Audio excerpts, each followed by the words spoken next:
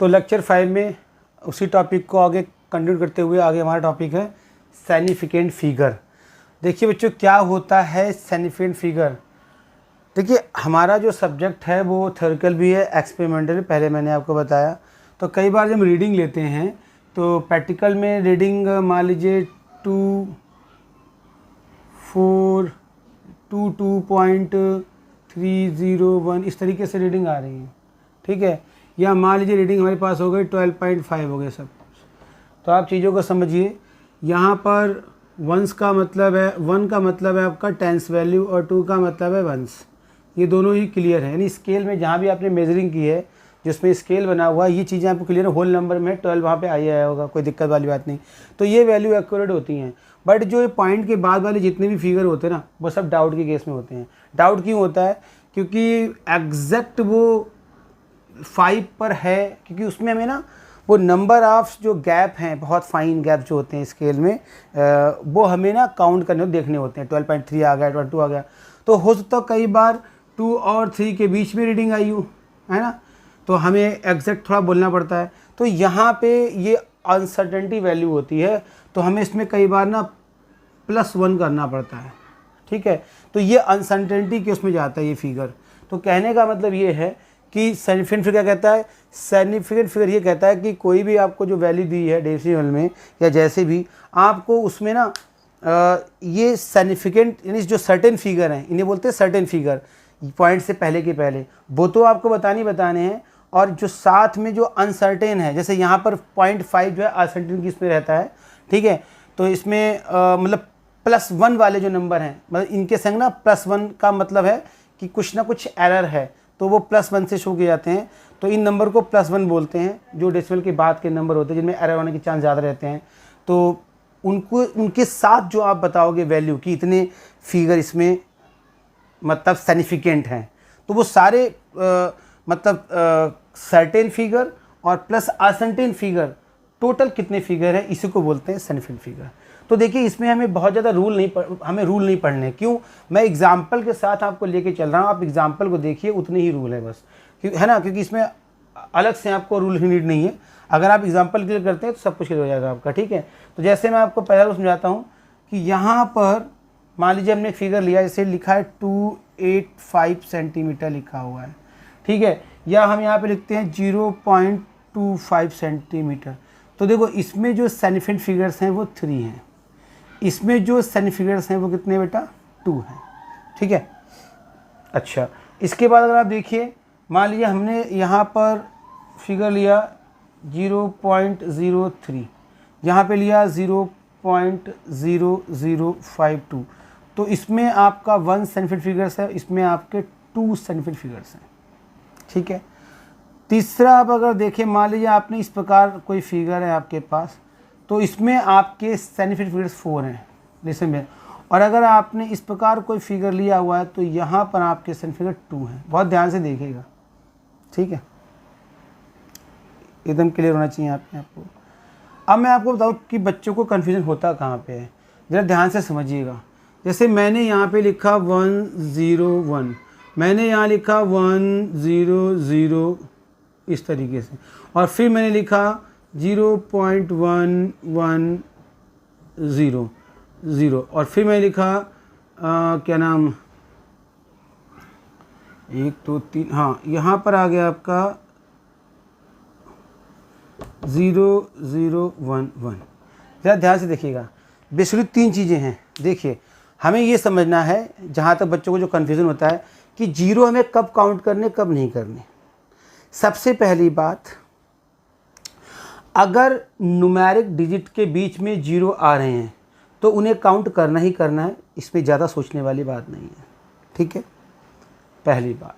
दूसरी बात, अगर न्यूमेरिक डिजिट के स्टार्टिंग में 0 आ रहे हैं, जैसे यहाँ 0 आया, यहाँ पर 0 आया, चेक कीजिए। देखिए अगर बीच में है तो काउंट करना ही करना है। डिजिट्स न्यूमेरिक डिजिट से पहले 0 आ रहे हैं, और लीजिए, तो अगर न्यूमेरिक डिजिट से पहले 0 आ रहे हैं तो चाहे डेसिमल लगा हो चाहे डेसिमल ना लगा हो, 0 काउंट करने ही नहीं है। मतलब इन तीनों ही एग्जाम्पल जो मैंने आपको दिया हुआ है, तीनों में इनमें किसी में भी आपको ना जीरो काउंट करना नहीं है आगे वाला, ठीक है, ध्यान समझिएगा, आगे के जीरो कोई काउंट नहीं है, लेकिन जो पीछे के जीरो हैं इनमें थोड़ा कंडीशन है, यहाँ पर जीरो काउंट नहीं होंगे जबकि यहाँ पर जीरो काउंट होंगे। देखिए अब बस केस केवल फिर से एक बार देख लीजिए, जो बीच में जीरो आएंगे डिजिट्स के वो काउंट करने ही करने हैं आपको, जो न्यूमेरिक डिजिट से पहले जीरो आएंगे वो काउंट किसी भी कंडीशन में करने ही नहीं है।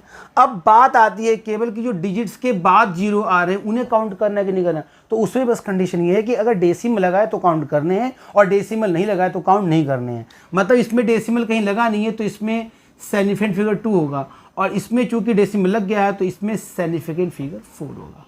बस आपका बेसिकली डाउट वाला केस यही है जो मैं आपको बताने की कोशिश कर रहा हूँ। इसमें कोई दिक्कत नहीं, फिक्स है कि 4 आना ही आना है क्योंकि ये जीरो काउंट होंगे, और इसमें फिक्स है कि 2 ही होंगे क्योंकि ये वाले जीरो वाले काउंट किए जाएंगे, इसमें भी 2 होंगे।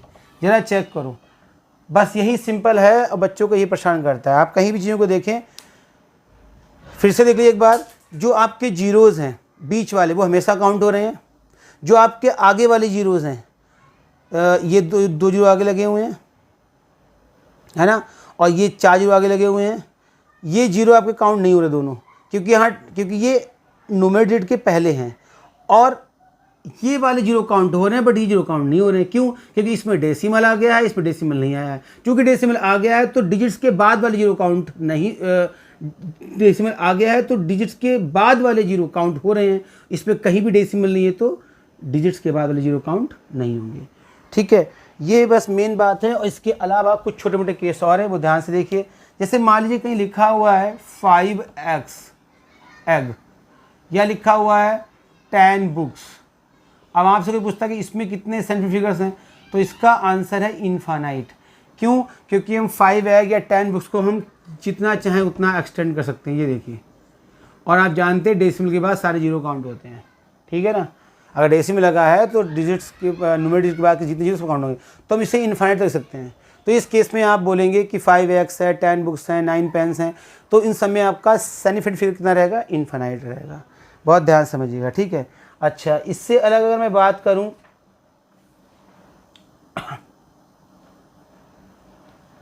जैसे मान लीजिए यहाँ लिखा हुआ है 4.01 इंटू 10 की पावर 2, तो आपको इसमें पावर को नहीं देखना है, इसमें आपका आंसर आएगा 3 सिग्निफिकेंट फिगर्स हैं। जरा चेक कीजिए प्लीज़, ठीक है। ऐसे मान लीजिए लिखा हुआ है 8.526 इंटू 10 की पावर 4, तो आपको ना सिर्फ इनको देखना है, 4 सिग्निफिकेंट फिगर्स हैं, पावर से इसका कोई मतलब नहीं है, ठीक है।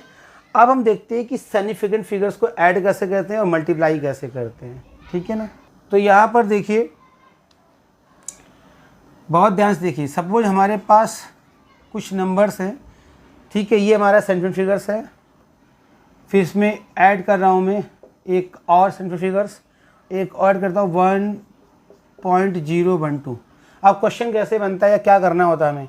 दरअसल में एक होता है हमारा एक्चुअल आंसर, एक होता है हमारा एक्चुअल आंसर, और एक हमारा होता है reported answer. Listen very careful. Addition और सब्ट्रैक्शन के सेम है, आप दोनों के लिए रूल सेम है। देखिए, एक्चुअल आंसर निकालना बहुत आसान है। आप क्या करेंगे, कुछ इस प्रकार ऐड कर लीजिए, ज़्यादा इजी हो जाएगा आपके लिए और समझना भी आसान रहेगा। ये देखिए,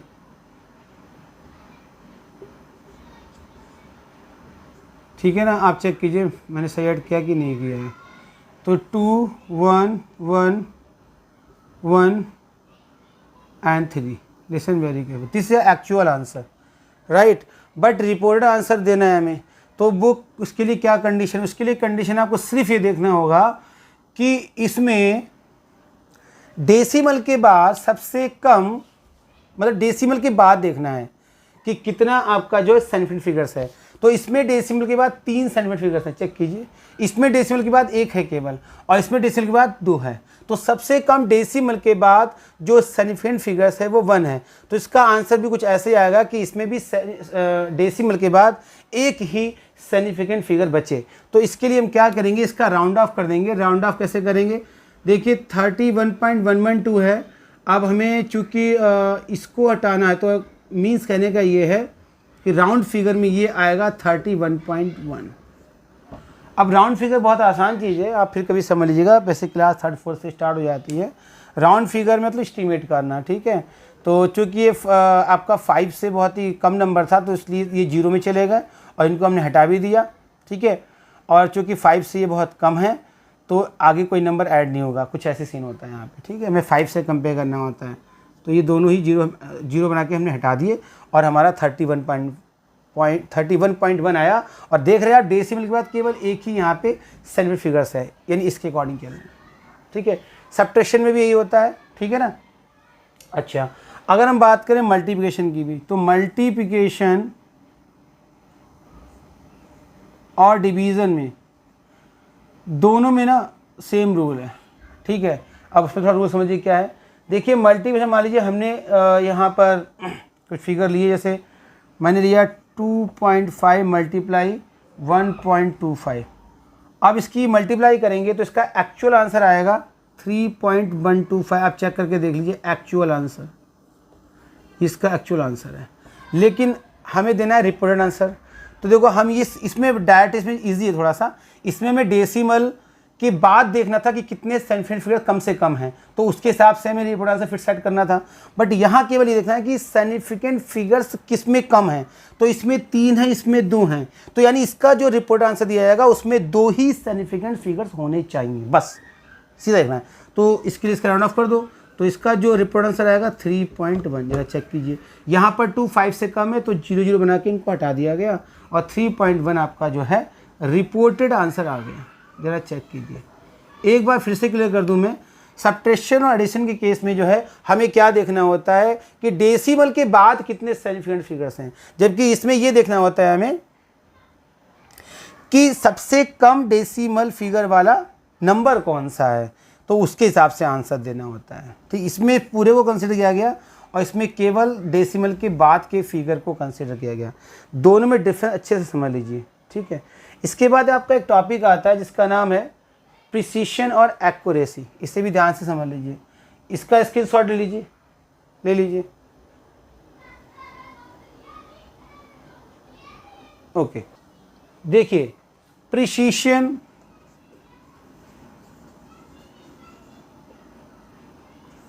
एंड एक्यूरेसी।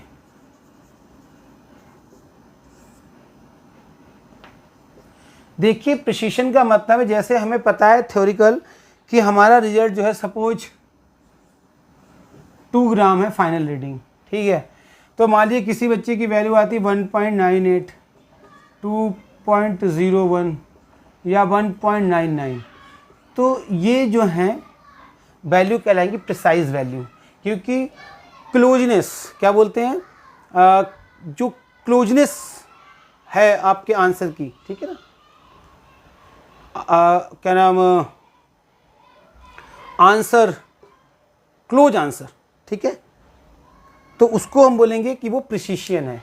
जैसे यहाँ 1.98 लगभग 2 के इक्वल है, तो काफ़ी क्लोज फिगर है ये, तो ये सब ये सारी वैल्यू कैसे कहलाएंगी, प्रिसाइज वैल्यू कहलाएंगी, ठीक है।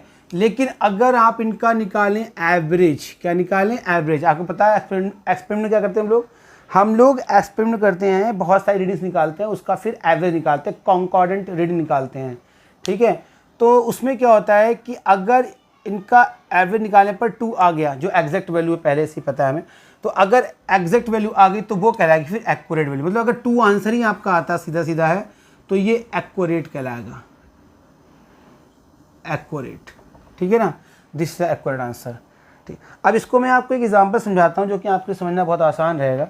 सपोज हमारे पास एक डेटा है मौजूद यहाँ पर, थोड़ा सा 3 स्टूडेंट है बेटा, student A, student B, student C, right. A की रीडिंग 1.95, बी की 1.94, 2.01 इस प्रकार रीडिंग है। फिर अगली रीडिंग 1.95, बी की 2.05, इसकी 1.99। नेक्स्ट रीडिंग 1.940, 1.995 और 2.00 इस प्रकार की रीडिंग है, ठीक है ना। लुक एट, अभी हो क्या रहा है यहाँ पर, ये आपके टेबल बनी हुई है, ज़रा चेक कीजिए। रिजल्ट एक्सपेरिमेंट का 2 ग्राम है मान लीजिए यहाँ पर।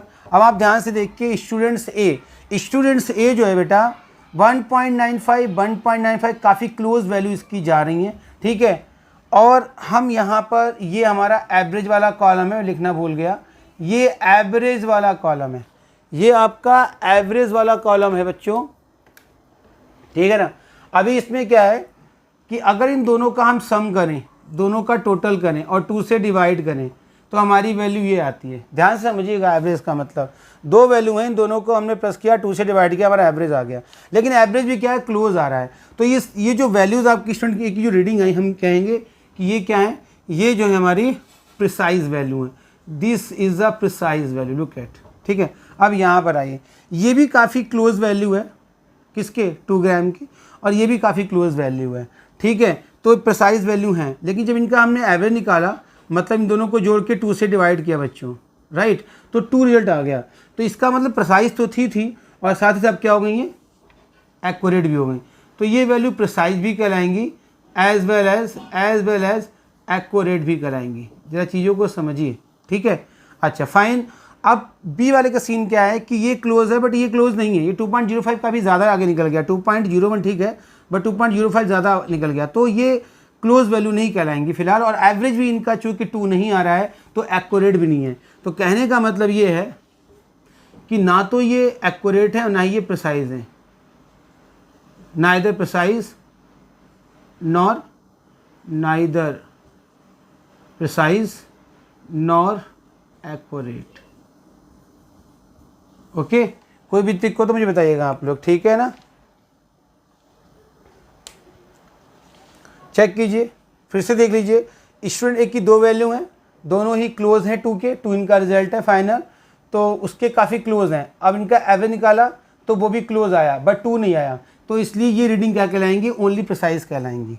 ये जो 2 रीडिंग हैं ये क्लोज भी हैं और इनका एवरेज भी 2 आ रहा है, इसलिए ये प्रिसाइज भी हैं और साथ साथ एक्यूरेट भी हैं, राइट। यहाँ पर ये दोनों वैल्यू क्लोज ही नहीं है और ना ही इनका एवरेज 2 आ रहा है, तो नाइदर प्रिसाइज नॉर एक्यूरेट।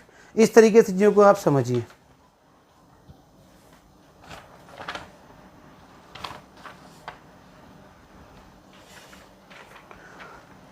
आगे इसमें जो है, जो हमने अब तक सीखा है उसकी हम एक क्लास में प्रैक्टिस करेंगे। तो नेक्स्ट का वीडियो काफ़ी इंपॉर्टेंट है, जितना भी हमने आपको पढ़ाया है उससे रिगार्डिंग जो भी क्वेश्चंस बन रहे हैं पॉसिबल और इजी, है ना, वो मैं आपको नेक्स्ट क्लास में देने की कोशिश करूँगा, ठीक है। तब तक के लिए बाय बाय, थैंक यू।